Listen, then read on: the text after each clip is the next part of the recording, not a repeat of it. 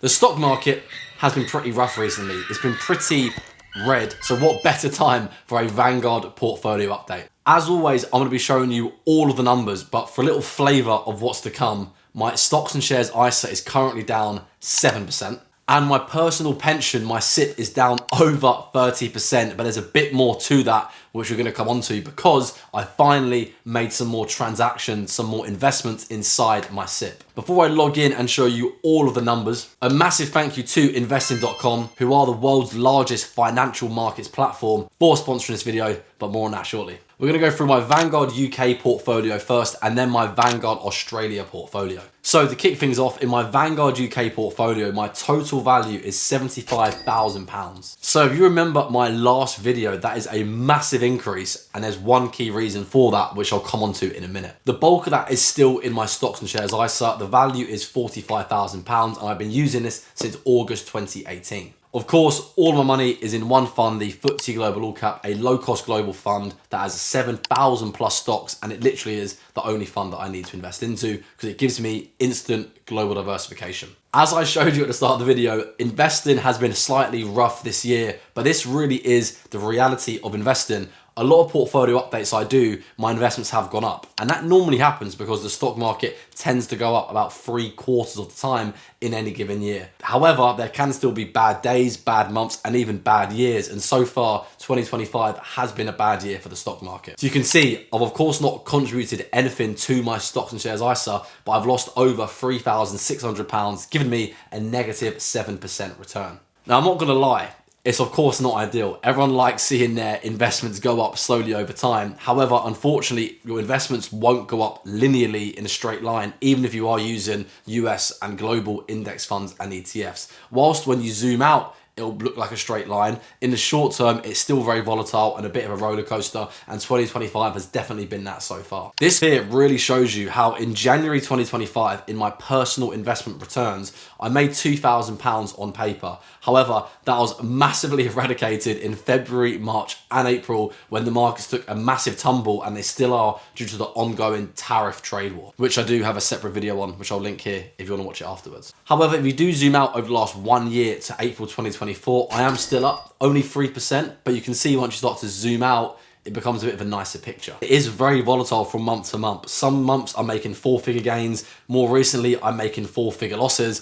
One month there's £1.29. It's just the volatile short-term nature of the stock market from month to month. But of course, over the longer term, the stock market, the global stock market does slowly go up. And I believe it will carry on doing that over the long term, which is why I carry on invested into global funds and holding them for the long term. That's my stocks and shares ISA. The biggest story here though is my SIPP, my personal pension, and you can see I'm down a massive amount in percentage terms. But before we come on to this and also my Vanguard Australia portfolio, let me give you a quick insight into Investing Pro. If you've watched this channel for a while, you know I literally never do sponsorships, but investing.com reached out and I had a look at this tool and I genuinely really like it. So I thought it was worth integrating into a video and sharing with you all. If you come to investing.com's home screen and then click Open Investing Pro, you get the Investing Pro dashboard here that you can see on your screen. The first thing you'll see is personalized watch list, but I'll come back to that in a sec. I'm first gonna jump to ideas and compare how I've done with my own investments to the GOAT,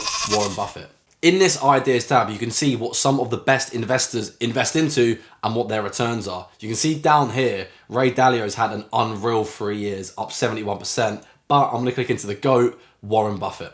If I click in, I can see over the last 1 year, he's returned 12.27%. So he's beat me and my FTSE Global All Cap investment by 4 times, but I'm obviously not surprised because, you know, it is Warren Buffett. You can see that he invests into 38 stocks, and if you scroll down a little bit, you can see exactly what all of those stocks are. I've actually then already hit copy to watch list, and if I come across to my watch list here, you can see I've created one for myself with my favorite low-cost ETFs, mainly global ones, of course, but I can also go into Warren Buffett's watch list, which I copied, and see every stock he invests into and loads of cool metrics about those stocks. So if you ask someone, and I know a lot of people do ask me this regularly about stock picking and individual stocks, whilst I don't really do that myself, I mainly stick to low-cost global funds as you can see in my Vanguard portfolio. If you are a retail investor looking into stock picking, this is just a really handy tool. Going back to Warren Buffett's portfolio, we can see that Apple is 28.1% of his portfolio. So it's his favorite stock by far. We can actually click into this stock or any stock and see loads of information about the company. What I really like is in this company profile section here, you can see some of the investing pro information. For example, Apple have been buying back their shares, they've raised their dividends for 13 consecutive years, and so on.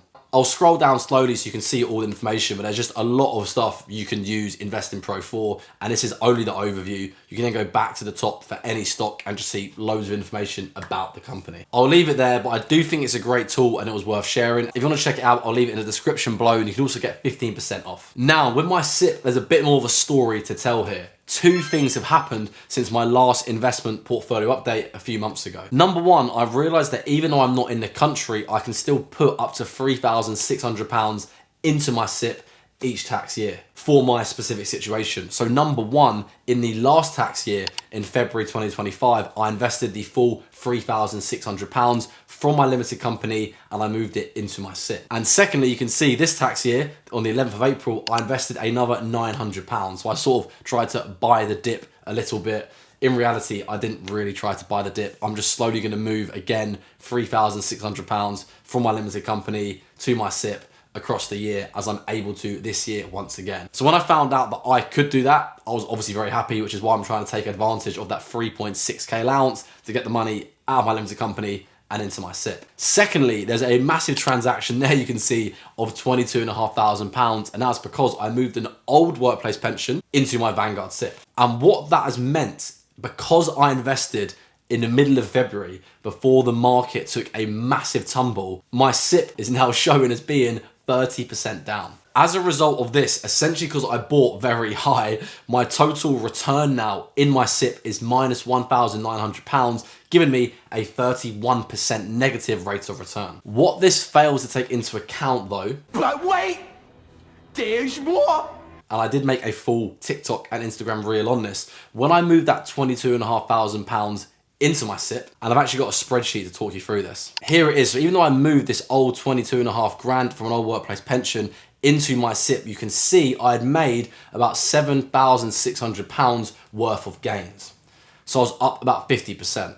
Also before that, my SIPP was up about 20%. I'd made about £1,700 worth of gains. So what happened was, when I moved that 22k into my SIPP, my cost basis of course increased by that 22k. However, what it fails to take into account is that of that 22k, about 7.6 was gains. So now in my SIPP, optically, it doesn't look the best, as it's showing a massive percentage loss and also a loss in absolute terms of a couple of grand. But in reality, deep down, I know that of course, when I move this money across, some of it was actually gains that I'd made from this workplace pension over the last 5 or so years. So you don't actually lose compound interest when you move investments, but optically it may look a little bit strange. So there's actually a few updates in my Vanguard UK portfolio, but now moving on to my Vanguard Australia portfolio. This one is much the same in the sense that the last few months I've had a shocker. I've lost 3,700 dingo dollars, only on paper of course, as I haven't sold anything, but I've lost nearly 4 grand in the last few months of 2025. However, if we zoom out over the last 2 years, or just over 2 years since I first opened this account, I'm still up about 3,000 dingo dollars. So it's not all bad news.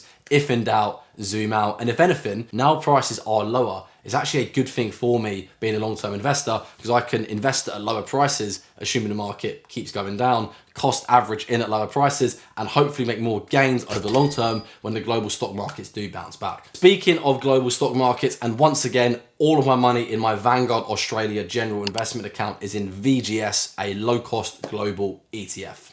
I invest fortnightly into this from my 9 to 5 salary, and if I have any money left over, if I get a work bonus, when I got a tax rebate, if I come into any extra money or money left over, I also just lump sum invest it into VGS whenever I'm able to. 42,000 Aussie dingo dollars is about £21,000. So that means across my Vanguard UK and Vanguard Australia accounts, I have about £96,000 invested. It was over 6 figures, but the recent market drop is below 6 figures. That's the nature of investing, but don't worry, give it a few months. If the tariffs sort themselves out, we'll hopefully be back to 6 figures across my Vanguard investment accounts. That wraps up this video. I hope you found it helpful. Partly the reality of investing, not every single month or every single year is going to be great, and that's been the reality so far in 2025. And finally, as a quick reminder, click the first link in the description and give Investing Pro from investing.com a try. Thanks for watching. I'll see you in the next video.